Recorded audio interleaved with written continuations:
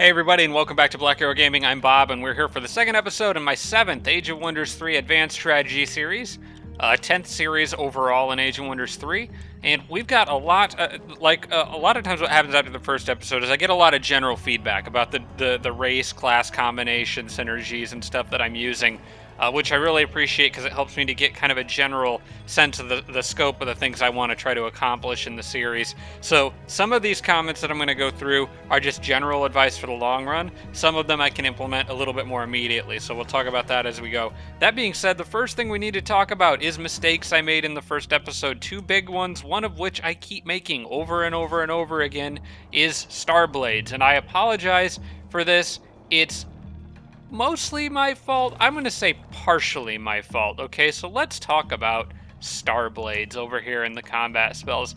The reason this didn't work on the Ice Scaper when I had Throw Ice Ball is because Starblades does not work on range attacks. It never has, as far as I know. Now, the problem with the description here is it just says the target friendly unit gains Inflict Shocking and +1 strength until the end of combat. Melee and range free units with Inflict Shocking can cause the target to be shocked. So the problem is that the description is very confusing because it talks about melee and range units being able to be afflicted with Inflict Shocking, but this spell actually only applies to melee units. It's extremely confusing. Now, I'm not sure if the Inflict Shocking effect still works on the range units. I didn't pay close attention to that, but because according to the description, it sounds like it should. But this is as far as I know, primarily and possibly exclusively melee only. I know it's exclusively for the damage, it's melee only. I don't know about that Inflict Shocking effect. I don't know why it talks about melee and range units in the description. But yeah, this is a melee unit spell. So that's how it should be used. And I screwed that up, and I repeatedly forget about that over and over and over because I rely on the in-game descriptions of things a lot in this game. So yeah, I apologize for that. The other thing I screwed up was Arcane Binding. I think I talked at some point about like using Arcane Binding on a unit, and then I don't think I have that spell. Let's just look it up in here. Arcane Binding. This mind control sorcerer spell that allows you to basically mind control a summoned unit or unit of magical origin. It gives the caster control of that unit for 2 turns, but you don't get to keep that unit after the battle. Even if you end the battle while the unit's still under your control, it still becomes not under your control and basically disappears after the battle. And I think that's probably a similar case with any spell that has like a timed mind control effect to it.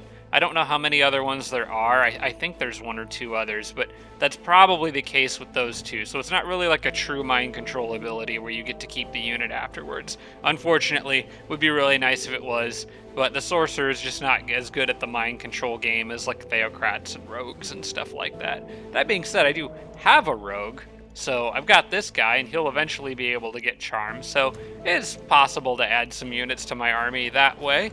And the Charm does work on a very wide variety of units, so it's just not a very high chance to succeed, at least not as good as like Seduce or Convert, but it's still useful.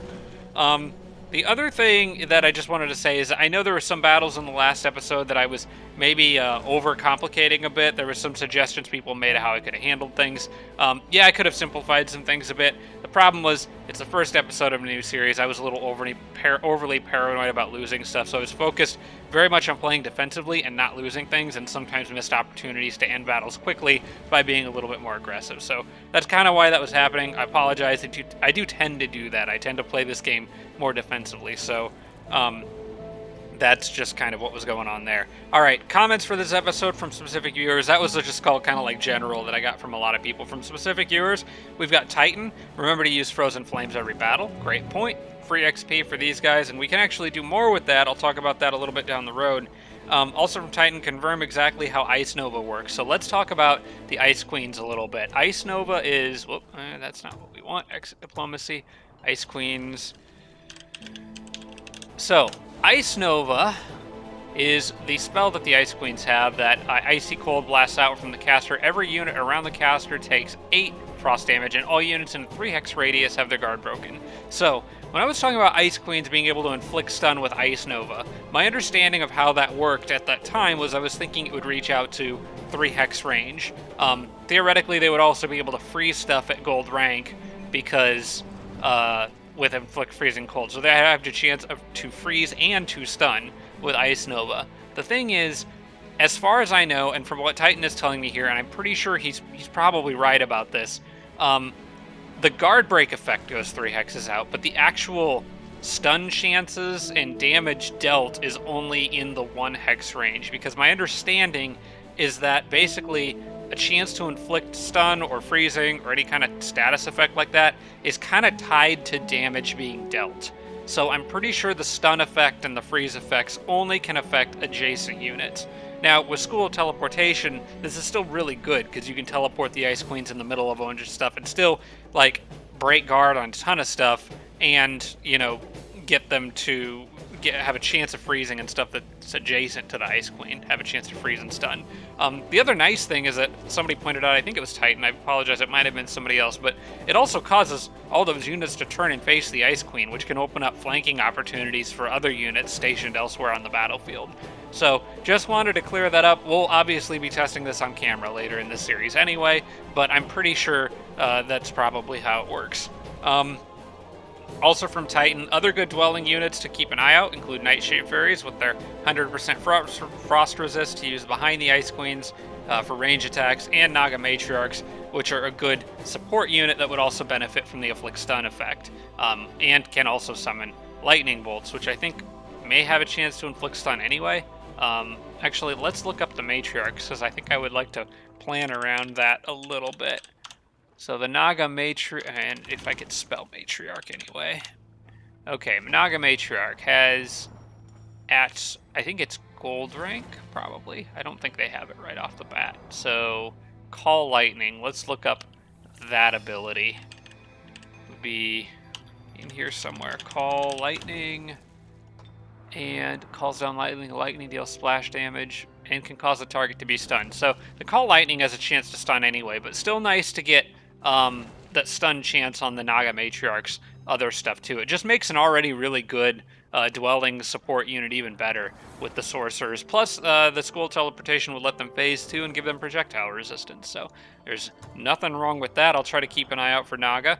For Impregnable, swap locations could be good for mass stun freeze with gold rank Ice Queens. I think I talked about that a little bit with School of Teleportation, but swap location also kind of can have a similar effect. That from Impregnable. Also from Impregnable, the good piece of advice here, Safeguard, which is one of my Keeper of the Peace spells. I hadn't actually thought about this, but there is something I need to be careful with here, because I don't use Keeper of the Peace very often. This is kind of a new thing for me, but the target friendly unit gains 100% protection to all types of damage and cannot move and act for 2 turns. So on the surface, 100% protection, great, the unit can't die. The problem is with Frostlings and any other race that has an elemental weakness, there's that fire weakness here. So adding 100% fire protection actually only gives them 60% fire protection, which means that they can still be killed by fire attacks, even if I have Safeguard on a Frostling unit. So I thought that was really good to point out. That is a mistake I could have easily made. So I'm thankful to Impregnable for pointing that out to me. Several from Impregnable here. Find Source of Healing ASAP. I already kind of know that's an issue. And Rogue Quick Dash is really the only active healing spell that I have at the moment. Phantasm Warriors would make for a good early game tanks in the right circumstances, and Sphere Protection can help reduce incoming damage as well. We'll talk more about Phantasm Warriors coming up shortly as I talk about summons and stuff. Also, suggested to scout behind me and away from the enemy first. Lots of room back there. As you can see, there is quite a bit of room back here. There's also probably a cave entrance I could get underground. I'm safe to advance a little bit based on where I think this whole area here would probably be safe to explore. Going much further than that, I probably risk bumping into stuff, but I will try to get some scouts back there. We'll probably do that with Wisps. Again, we'll talk about the summons shortly. Also, from Impregnable, build a fort near independent cities to reduce purchase costs. So the theory here is that independent city purchase cost is partially determined, and we're going to see how much it costs on the next turn, but it's partially determined by how close your nearest city or possibly fort is. This city is already pretty close to them, so I don't think I really need to build a fort that badly for this city, but there was suggestions to build a fort up here by this gold anyway, and I actually think that's a pretty good idea. We can always destroy it or move it later if we need to, but it's going to be a while before this city borders expand, especially since I'm probably not going to focus too much on growth in my capital city because this city is already huge, and I think I can get Eternal City, somebody else mentioned that, by annexing this city as soon as I possibly can. So, yeah, we're going to be keeping an eye on that, though. If anyone can confirm whether or not that works, I think it makes logical sense to me. That seems to be my experience, that the closer you have a city of your own, the cheaper it is to buy an independent city. But I know independent city costs are also partially determined by size and things like that. So, still would be good to have a second opinion there. From Cantonese, we've got suggestion to start working on summon soon, even wisp early for exploration, so I did mention that a little bit. Seconded by Simon Sishalarm, and I think a few others were basically saying scout with wisps.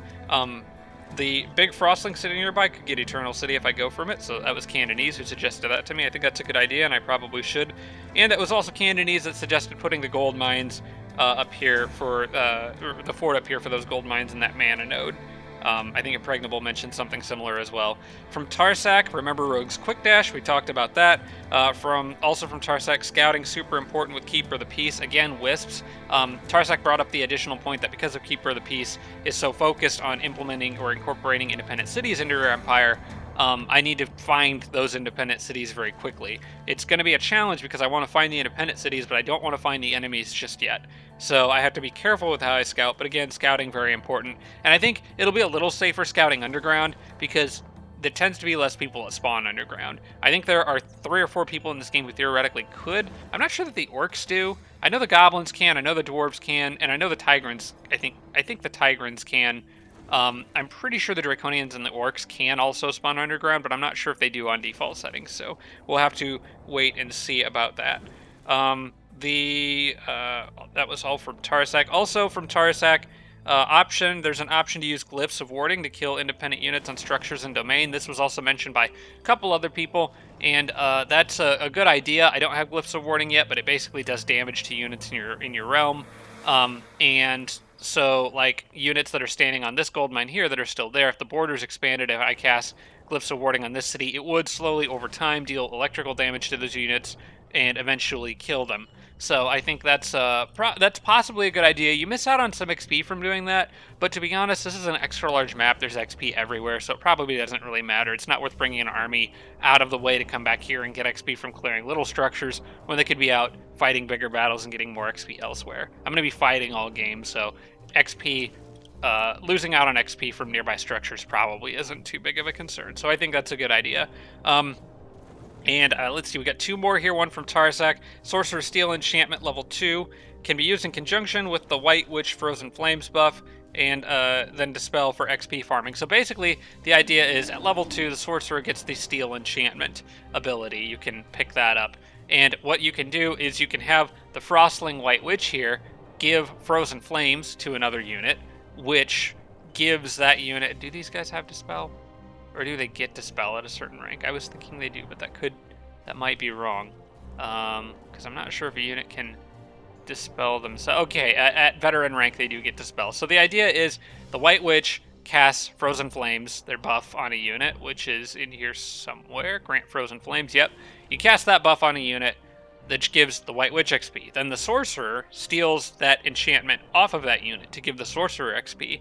Then the White Witch, on the next turn, dispels the enchantment from the Sorcerer, giving her more XP. Of course, this is an XP farm mechanic. It's not going to work in every battle, because some battles you just need to win without losing units, which is really the phase I'm at right now. But opportunities to farm do pop up more often than you might think, so I think that is something I will probably get Steel Enchantment with my Sorcerer for level 2, most likely. Unless there's a really good army buff, possibly the one that gives shock damage to everybody. I don't remember exactly when you get that at, but I think I've still got a little bit of time before that. So Steel Enchantment is probably a good thing to pick up just because it'll translate into more XP gains in the long run. And then finally from Anaruta Mondari, be mindful of Research Overflow, avoid wasting turns for small amounts. So let's talk about Research Overflow a little bit. And that was the last comment for this episode. I do apologize. I know there's a ton, especially at the beginning of a new series, so I'm trying to be fast here. But there's just so much good feedback from you guys. I am obviously not going to get to everybody's comments. I try to respond to everything on YouTube if I can, but I'm not even always able to respond to everybody anymore. I'm trying my best. I do promise that I do read everything you guys send me. I read it all. So don't worry about your comments not being read. My channel's not that big yet. It's just getting harder to respond to stuff. But all that being said, we got to talk about this research overflow that Anaruta Mondari mentioned. So, as you can see here, Magic Fist, you can see the bar, it's already partially researched. So basically, the research cost remaining, you can highlight it there and see it's 38 knowledge. It's going to take me 2 turns. The problem is, I'm currently getting 32 research. If I was getting 38 research, if I just had 6 more research in the turn, I could finish Magic Fist in 1 turn. So basically, if I research it this way, because research does not carry over, that extra research, which is going to be something like 6 minus 32, I guess. Yeah, it would be 6 minus 32, so, or 32 minus 6, which would be 26. 26 research is basically being thrown away, because I'll do 32 on the next turn to get it to 64, and then I'll use all 32 of my research on the turn after that to just get the last 6 I need to get Magic Fist, and then it resets because it doesn't carry over. So a better option, I think, right now is to actually go for Summon Wisp, which I haven't done any research on, but can get in 2 turns with, at 32 research, only a 4 research overflow, which is much better. This is something I will try to keep an eye on throughout the series. It is very good to micromanage this stuff, because a lot of it comes down to just raw number of turns it takes to do something, and that can help with getting Empire Quest later in the game, specifically the one that I really want to get, which is like All Knowing or something, which gives you 2 extra schools or specializations of magic to work with. So that's a great call, and plus, I think, like a lot of you said, I just need wisps. I should be summoning them every turn right now, so we're here at click to end turn, and I think I'm gonna go ahead and do that. So I'll talk about what my plans are for these units. There are no global spells I can cast, so yeah, we can go ahead and end the turn here. Yeah, because I haven't actually done anything besides switching to Summon Wisp. So that all being said, and my throat is already dry after doing all that talking, that's not a good sign.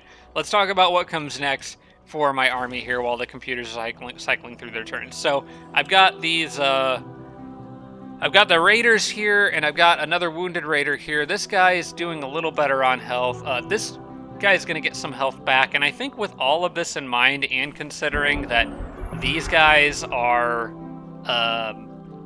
have Rime Fire and aren't going to do as much damage to my Frostling units, I'm pretty sure that I can handle this battle here. But I'm going to have to pull this guy back.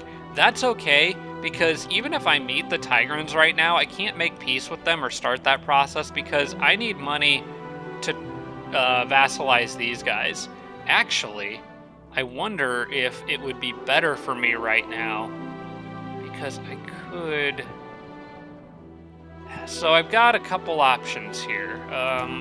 First off, I don't have any items to sell. I would really like to get up to that 214 or whatever it is.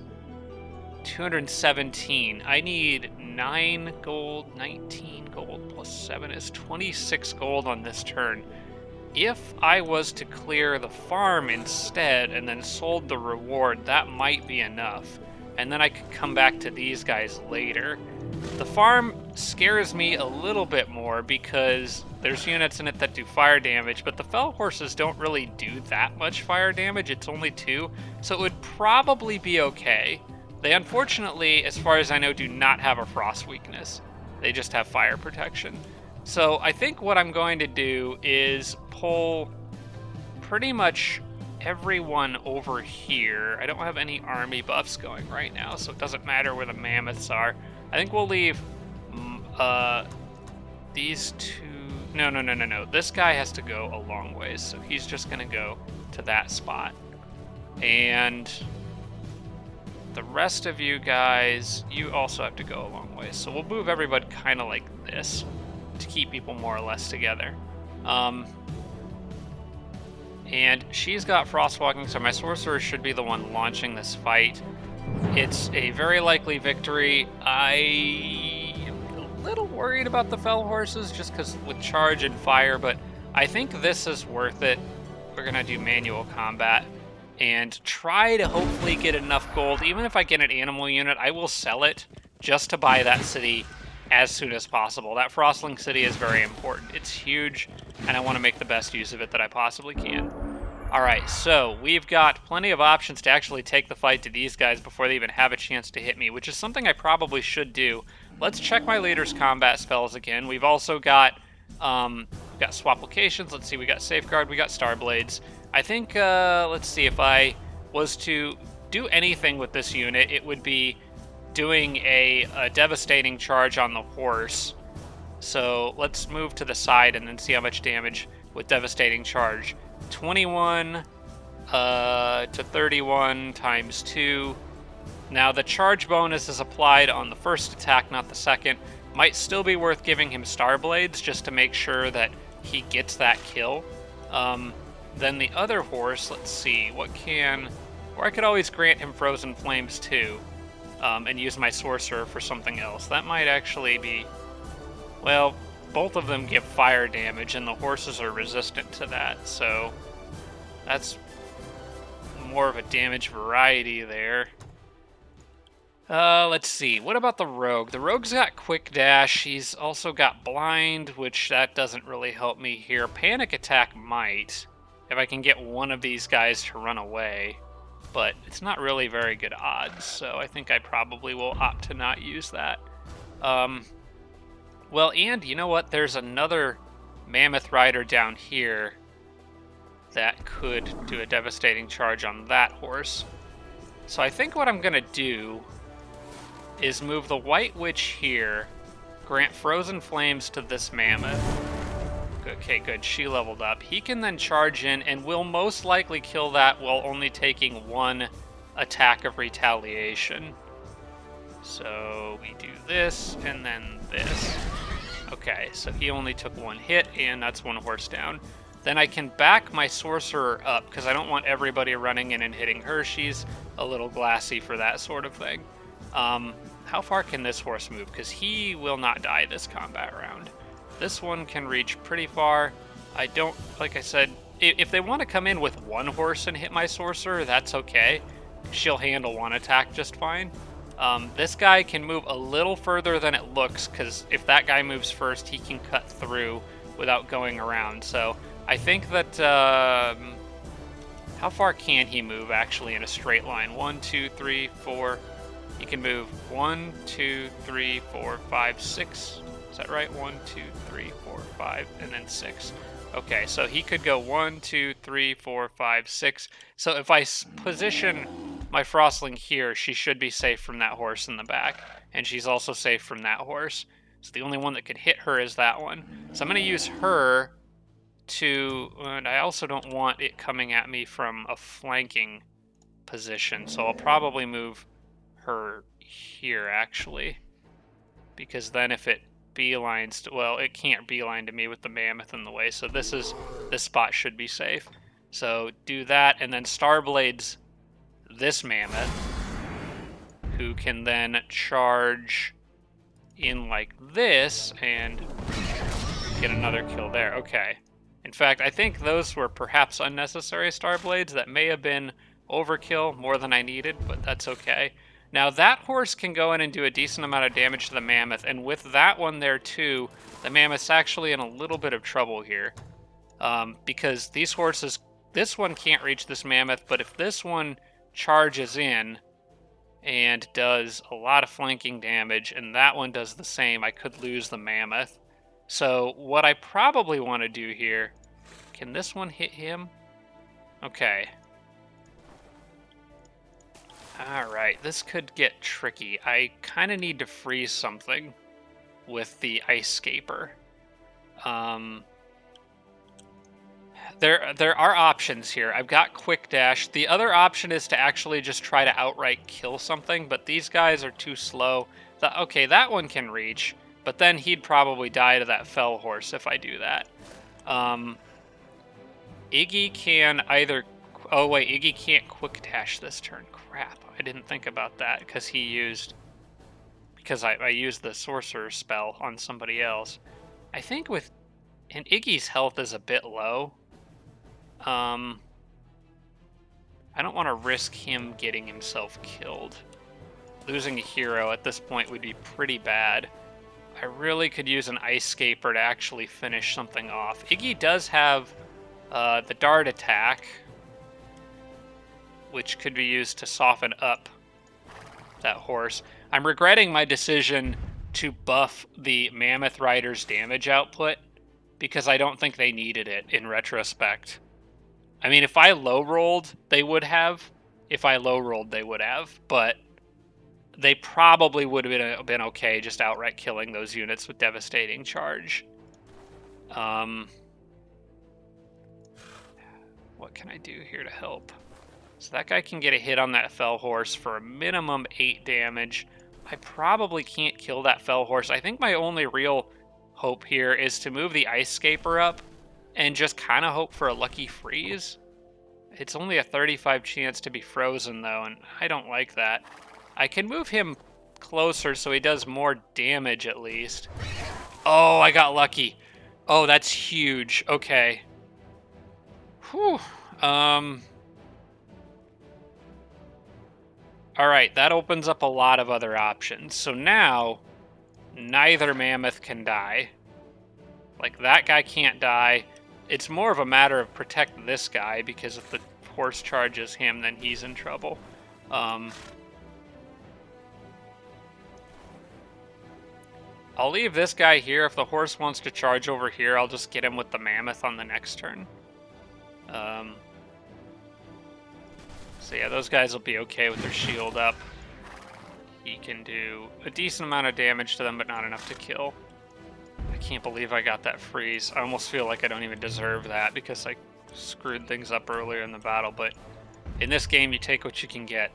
Okay, so with that horse being frozen, this one is incapable of killing anyone except for possibly the Ice Scaper in conjunction with that horse. Wait, that horse cannot reach the Ice Scaper, so it's okay. It can reach the Mammoth Rider.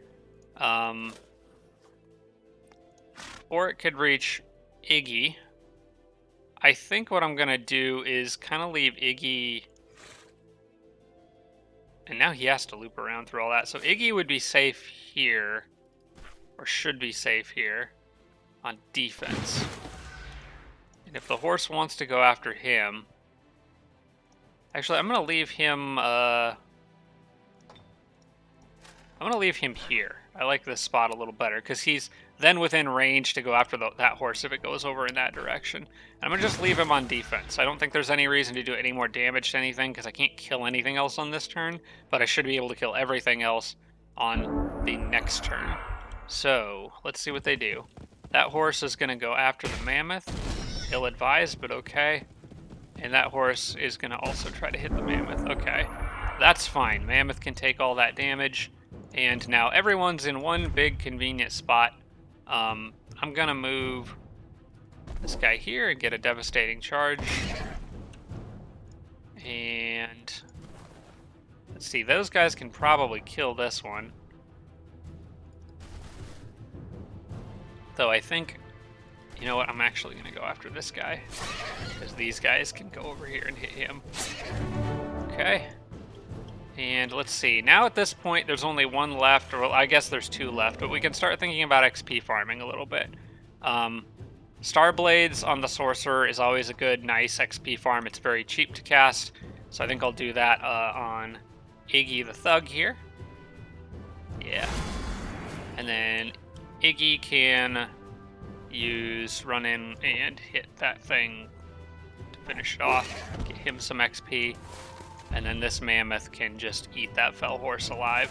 Although I think I'm going to actually let the Frostling back here get poor shots off. Actually, no, what the Frostling can do is it can, since she leveled up, she can now Dispel Magic. So now that Iggy's already attacked, I can run over here and Dispel Magic. And she still got XP for it, even though she failed, because it's just her doing a thing. I can also move these guys back and get like a crappy shot on that, so they get a little XP. And then the mammoth can finish it off. And that's about as much XP as I can farm from that. So hopefully I get enough. I can sell the warg for 50. No, I'm going to get 50 gold regardless and the warg. Is the warg worth 27 gold? Well, it's a scout. It could be used as a scout with forestry, so I think so. I'm going to take that, and then we'll send him off to possibly explore in the volcanic terrain that the frostlings don't want to go in. I will be sending wisps and stuff behind me. So that gets me enough gold to buy this city as a vassal on the very first turn that I can. So we're going to do that. And let's see what they've got out here. Quite a bit. They got a magic library, which is pretty nice. They got this place, which is good for regular units. That doesn't really matter to me that much. There's also an ice palace up here. That's Yetis. Could be handy. And a tomb for some extra research. Not bad. That city is...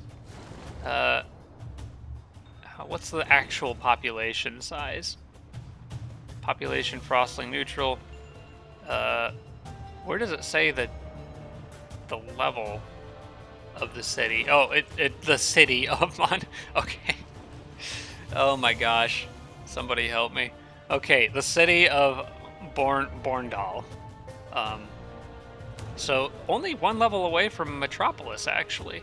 So in 5 turns, they'll be able to formally offer to join my empire, and then I can stick like a granary or a whatever the growth building is. Granary from Civ, food exploitation from Planetfall. Storehouse, that's the word I'm looking for. I could put a storehouse in there as well as a hospital. I'm getting all my strategy games get mixed up, guys. They're all bleeding together. And on top of everything else, I've been playing around in Crusader Kings 2, Crusader Kings 3, trying to figure that one out. Okay, so let's explore with that warg a bit. These guys will probably ask me to pay for peace, so I'm not quite ready to go meet those Tigrans yet because I just don't have the money for it right now. For the moment, let's back these guys up because I think I'm going to probably want to come over here and do some structure clearing for the new city before long. If I'm capable of doing the structure clearing. Actually, there's some pretty good units out there. With Arcane Binding, I could at least temporarily take over one of them. I'm not really sure where I should go with these guys from here. Obviously, I can't clear that ziggurat yet. Possibly grabbing that watchtower behind me wouldn't be bad. I know I want to pick up this research here. I haven't forgotten about that. So I think I'm going to do that anyway. Possibly on this turn. We will see. I may actually wait a turn on that just to give everybody basically a free turn of healing since they can all get roughly this far back down anyway.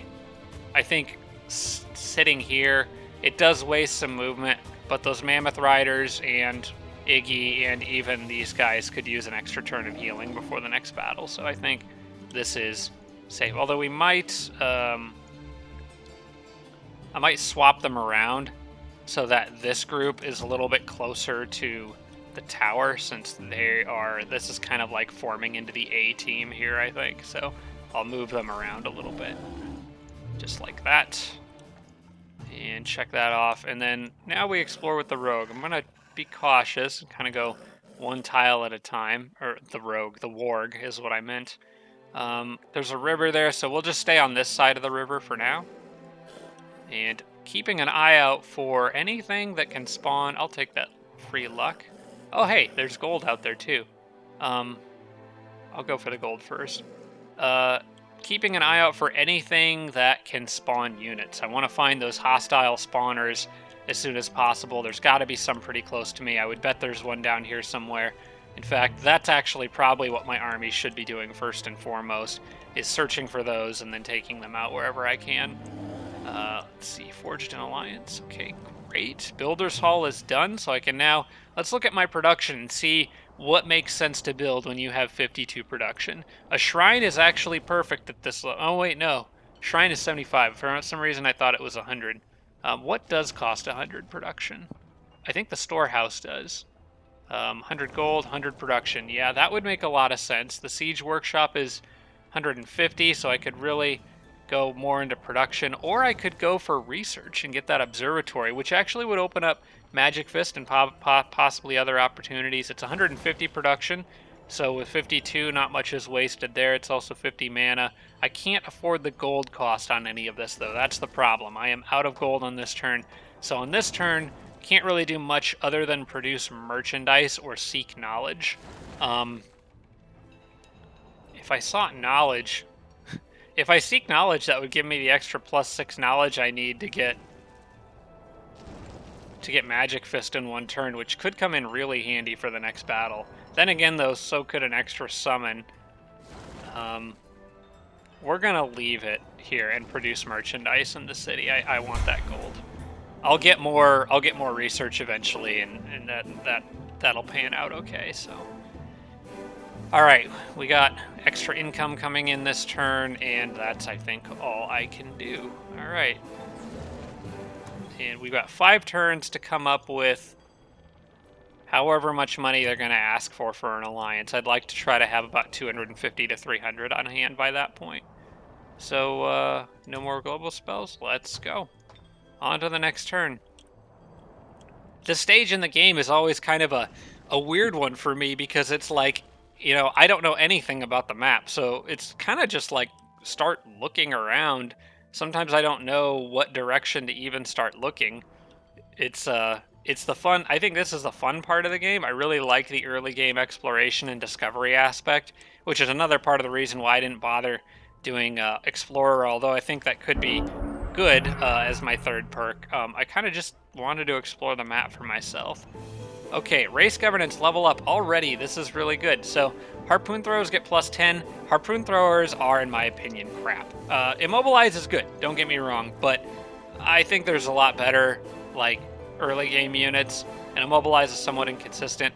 I think the Barracks, though, also with the extra happiness, is not the best, because I'm going to have a lot of snow around me. Man, I don't really know. I don't really care about either of these, to be honest. And I'm not planning on building a barracks in every one of my cities. Although, I guess I could. Let's close that for a second and actually look at how much that costs. I mean, I actually have a barracks in the city already, because I think it starts with one. Yeah, your capital starts with one. So it's basically plus happiness in my capital right off the bat. Let's see what my capital's happiness is. It's at 318. That's not going to make a difference, at least not right now. Unless I get something to bump it up higher. It doesn't make an immediate difference, but then again, neither does the Harpoon Thrower. I don't have any of them, and I wasn't planning on building. Let's give a fair look at the Harpoon Thrower, I guess. I don't think I really want to make any of these guys. So they've got Throw Harpoon. It is a range attack, so that's kind of cool. Or useful at least for flanking purposes, and it can immobilize stuff, or at least I thought it could. Was I wrong about that? Hang on, is that an XP upgrade? Throw net. They've got throw net, but that's at elite rank. A lot of times these guys don't even survive that long. They've got fishing, which is almost useless. They're classified in an archer. They have frost weapons. I think I was wrong about these guys having immobilize. It doesn't say anywhere that they do. I thought Throw Harpoon had a chance to immobilize, but, you know, I'll correct myself on that. It doesn't.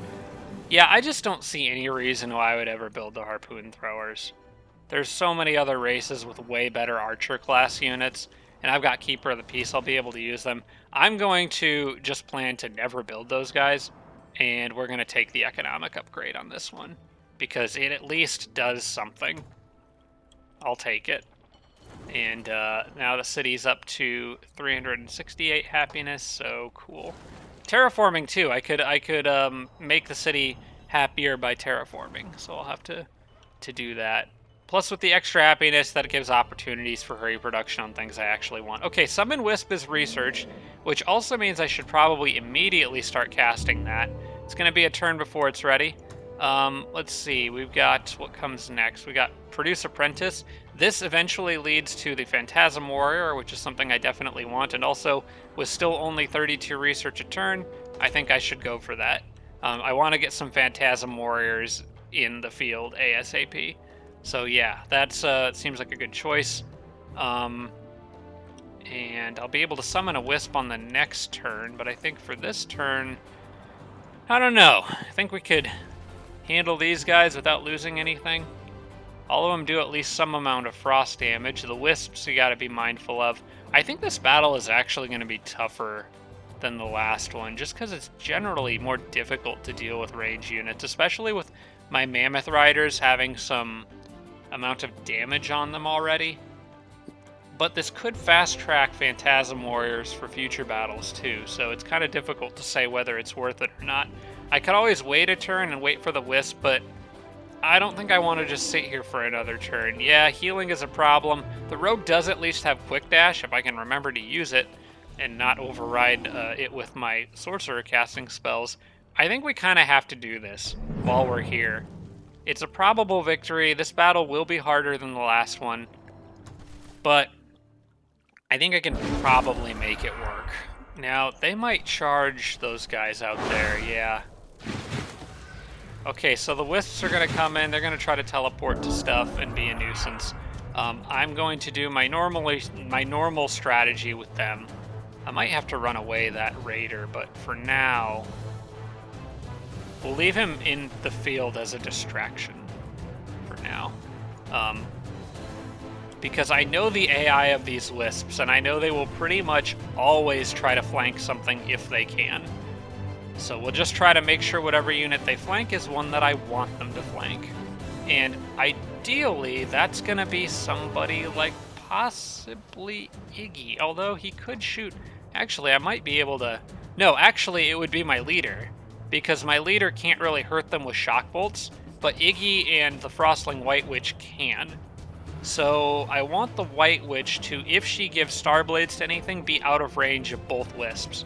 And they can move one space. This one is not really as much of an issue. This one can move one space and then phase to whatever space it's on. So I think she from here could not be flanked. From here is perfectly safe with Starblades. So what I'm going to do is move her here. And we'll give Starblades, I think, again to the Mammoth. That way, she is just completely out of range of those Wisps. And then the Mammoth, I kind of want more towards the front because I think he's going to need to charge out after an Apprentice. The Wisp will, if I stand here and cast a spell with my Sorcerer, and I think I just called that Starblades, but it's Frozen Flames. But I'm going to cast Starblades with my Sorcerer, probably on the other Mammoth again, just to really take advantage of that devastating charge. Especially since Iggy on the next turn will most likely be using a range attack to avoid being stunned by the Wisps. So they can phase, so they'll phase behind her. I want to get her as far away from the Apprentices as possible while still leaving her in range of both Wisps. So on the next turn, if this Wisp phases, it can't phase and then hit her. Oh wait, hang on. Oh crap, she is not safe from that Wisp. Forgot phase has much more range than the normal movement. They might go after the hero anyway, though, especially if I could use these guys, because she's technically facing this way, so she actually isn't flankable. I think they'll still go after the hero in this circumstance if the hero is flankable, because even if they phase, they still have to go to a tile. I don't think they can actually phase to that tile there, because it's a... Well, maybe they can as the attackers because it's a runaway tile. I can't move a unit onto it. We'll see what they do. But I think what they'll probably do is utilize... Let's see, I can move here, and then they will utilize this phase to get behind my hero, most likely.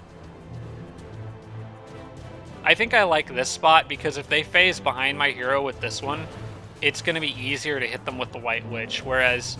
If I move any closer to her, she's going to turn them around and then won't be hit them once, and then they'll turn around. She won't be able to keep firing. So I think this is the spot that I want. We're going to give Starblades to the Mammoth, and Iggy will stay on defense here, and the Ice Scaper also on defense probably.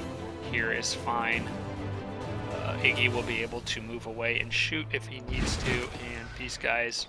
good, and this Mammoth is gonna go here, I think. Alright, this is about as good of a setup as I think I can get here. So let's hope that they take the bait and try to hit my leader.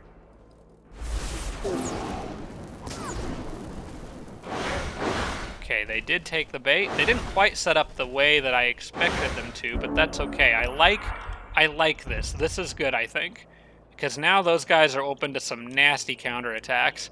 So the Ice Scaper actually has, since Throw Ice Ball is single use, there's no harm in just doing it to turn that thing around. I'm trying to decide, I might want Iggy to sprint and do a backstab on one of those guys and try to focus fire on these guys with possibly, is that a clear shot there? Yeah, the Wisp, the White Witch can actually kill that, no problem. The Ice Scapers can at the very least turn this one around. And my leader could probably finish it. Could definitely finish it, actually, but might get stunned because of Static Shield. That being said, these guys could go in and do it. And they're much more expendable. Yeah, you go ahead and do that. There we go, that takes care of that thing. Then the White Witch can actually blast those wisps off of me, just two-shot them even. Which leaves both of my mammoths. I think I can kill...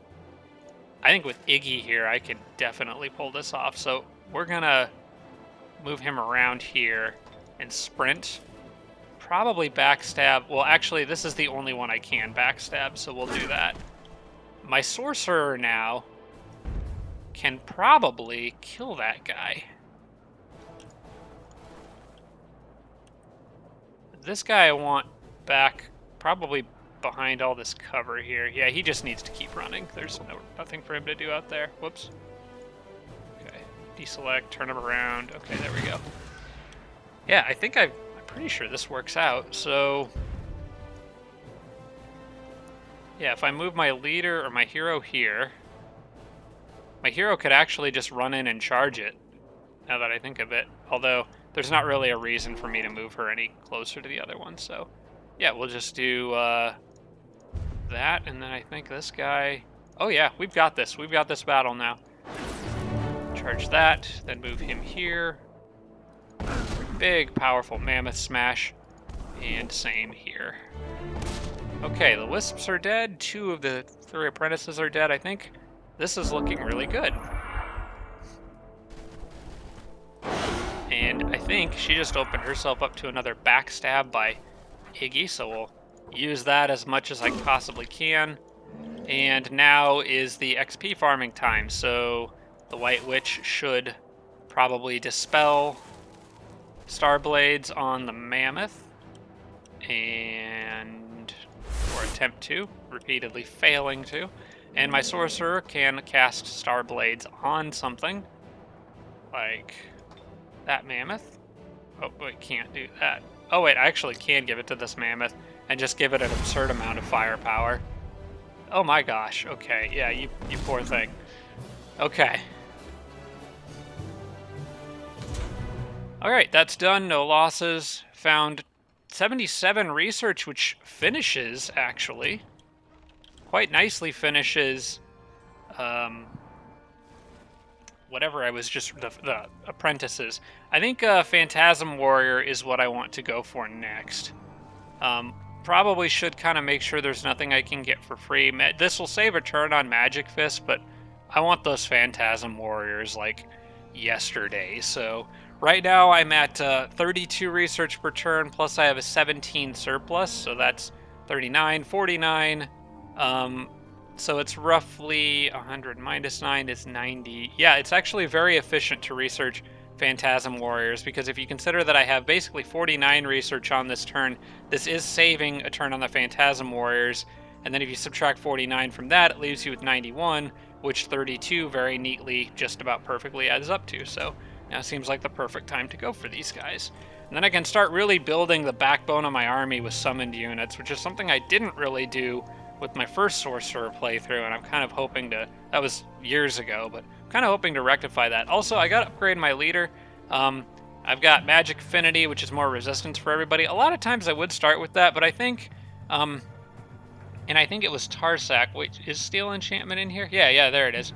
I think it was Tarsak or whoever made that point about Steel Enchantment. I think that's a good idea. So I'm gonna do that just for XP farm purposes. Probably a good thing to pick up first. Also, Dispel Magic, same thing for XP farming purposes. Probably not bad. Break Control, maybe. Not as useful for XP farming right now, so I think we'll wait on that. Probably we'll do Dispel Magic, continue to use the Sorcerer in more of a support kind of role for now.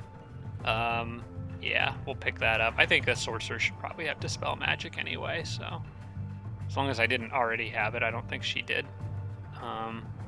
Yep. And let's see, what last? Probably, I think just I feel safer with more health, so I'll just give her a little more health. Bump that up to 55 there. Close. And that's good.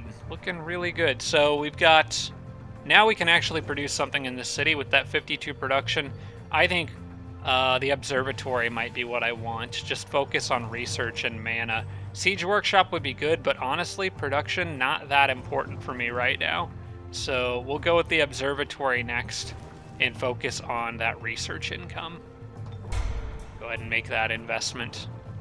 And let's see here. What's the mana vault? That's similar, but more mana cost. I don't really need that yet. Okay. Maybe after that we do siege workshops, then maybe get a shrine. I don't really care, like I said, don't really care that much about the growth rate of this city, so I think storehouses will come last. As long as it gets that gold mine out there, I'm pretty good. The other thing I can do is make a builder, but I think that that's going to need to wait until I can get armies back out here to clear these structures. You know what? That's probably where this group needs to go next, actually. If I'm going to make a builder, how many turns does that take? The builder is 60. I just can't quite get it. Okay, slight change of plans here, I think.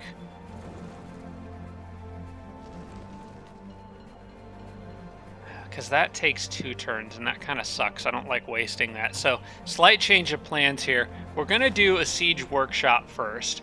That'll give me an extra 10 production, which will let me build the builder in 1 turn, while these guys are on the way out there, and then that's going to give me more mana from that resource node as well as gold, and I can have just plop down a fort right there. So the plan currently, oh, I don't have enough gold for that though.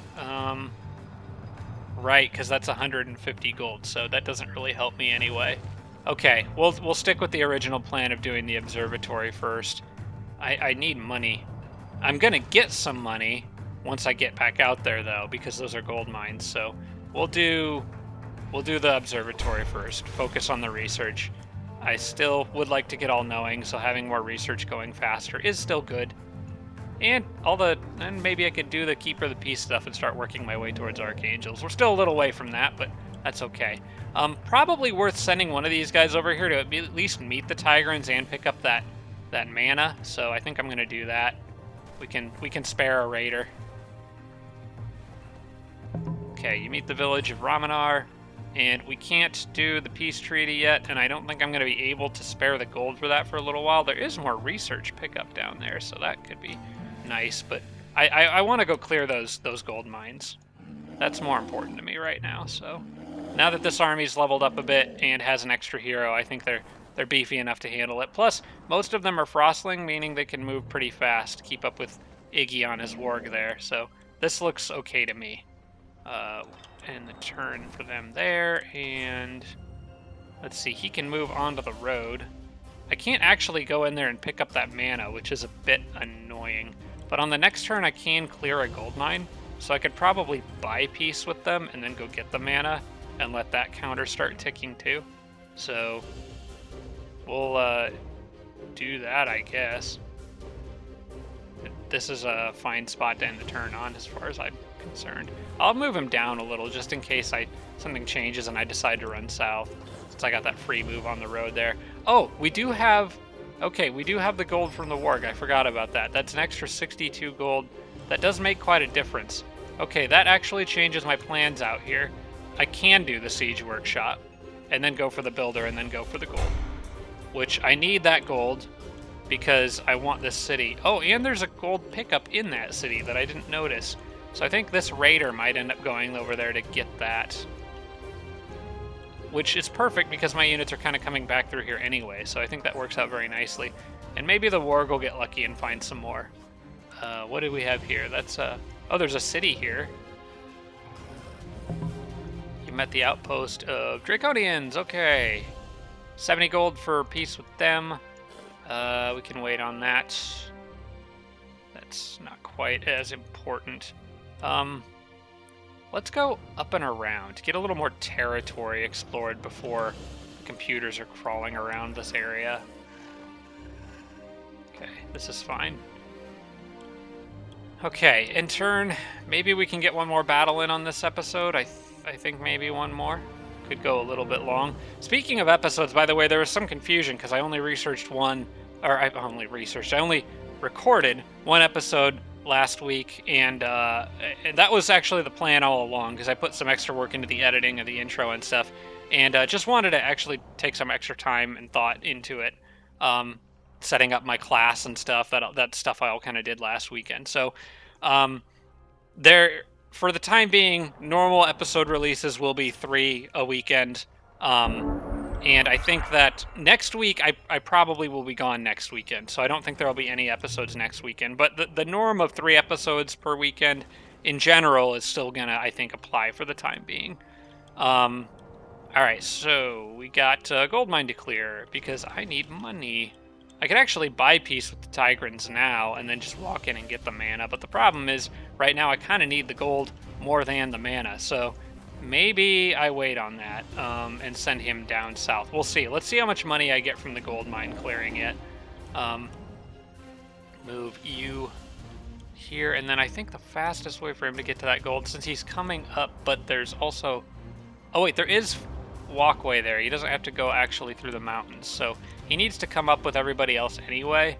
So yeah, we're gonna go like this, and then my hero can actually detour out of the way. Now we're looking at more Union guards now. These are some of the tougher stuff that I was a little nervous about fighting initially, and might actually still give myself another turn anyway. I can summon a wisp now though, so I can start getting some extra units in here to help me out, and I think I'll just put it right there. Having that in the mix could be handy. And I'm going to start working on another one. There's nothing else for me to do with my global spells. Once I've cleared some of these early structures, I'll send the wisps out to explore, but right now I kind of need them to help me fight stuff. They've got that physical protection, right? Yeah, that's 60% physical. I think I'm going to play it safe, I think, and wait another turn for both my leader and Mogwai to regenerate some health. So we're not going to do that battle on this turn. We'll wait until the next turn, but then hopefully we can clear that and then clear all this stuff out relatively quickly. And let's see, we've got, yep, that's working as intended there, so we'll have that builder's hall done, then can make the builder and build the fort more quickly. And then this guy, I'm going to save that money because I'm going to need it for the Frostlings. I'm going to need it to actually buy this Frostling city in 3 turns. Well, you know what? No, because this guy's right here right now, and I have exactly enough money to get this. We'll go ahead and do my good Keeper of the Peace thing and buy it, and then run in and get the mana. And then go south. Then this guy can start exploring south for me. I'd like to get him back to the Arctic terrain if I can, because he'll move faster there, but for now he'll just run off by himself, and he might die, but he's a scout. Let's finish exploring this turn before I wrap the episode up. I think that's probably the best thing to do. Will, for now, since I'm sort of assuming the computers to be up here, I think the warg could safely go. I think maybe I'll send the warg a little bit more west. Like I said, trying to scout out land before the computers have scouts in that land is sort of what I'm hoping to do. Once I move these Frostlings over here, if I have an extra unit, or sorry, these guys, I'll be able to use this army to scout out kind of up in this area, which is probably a safe bet for my main army. So yeah, I think sending the warg off this way is probably okay. Just really need to be careful not to meet the independent units by accident. or the other NPCs. Okay, there's another town out here. This one looks human. We'll move there so we can actually properly meet them. And, oh wait, no, that's Orc. Kabalg, okay. I don't have nearly enough money to actually buy off all these people yet, but that's okay. I'm at exactly 0 gold, which means I'm spending it efficiently, I guess. I'm banking on getting a lot of gold from these, as well as gold from that treasure, or that gold pile there, to make up the costs I need for actually incorporating this city. So the builder, I'm hoping I can do that while also having the builder still build the fort. We'll see. But I think this is a good spot to wrap this episode up. We're gonna go to the next turn on the next episode. I'll probably start that process there, and we'll see if anything interesting happens. Oh, we do have a quest available from these guys. Tell me more about this quest. That is not something I'm gonna be able to do anytime soon. I'm gonna probably have to decline that quest. Yeah, I'm gonna have to decline that quest. My frostlings are needed elsewhere. Well, no, there's no river. For some reason I was thinking there was a river here, but it's actually further to the east. They could actually run right up there and go after the undead. Now granted, I don't know what kind of army we're up against. I know it at least has a wraith in it, so it's probably not going to be a pushover, especially for the frostlings. But then again, the undead do frost damage to me too, which is mitigated by the fact that I'm a frostling. And it reward as a free peace treating draconian charger. I probably should do that. I could make it out there pretty quickly after clearing these things, so I'm going to accept that. And hopefully by then I'll be able to get a Phantasm Warrior. We'll accept it. We'll accept it. Okay, that is going to be the end of this episode, guys. Thank you so much for watching. I hope you're enjoying the new series so far. Like I said, 2 more episodes coming after this one this week, so you can expect 3 in total to come out this week.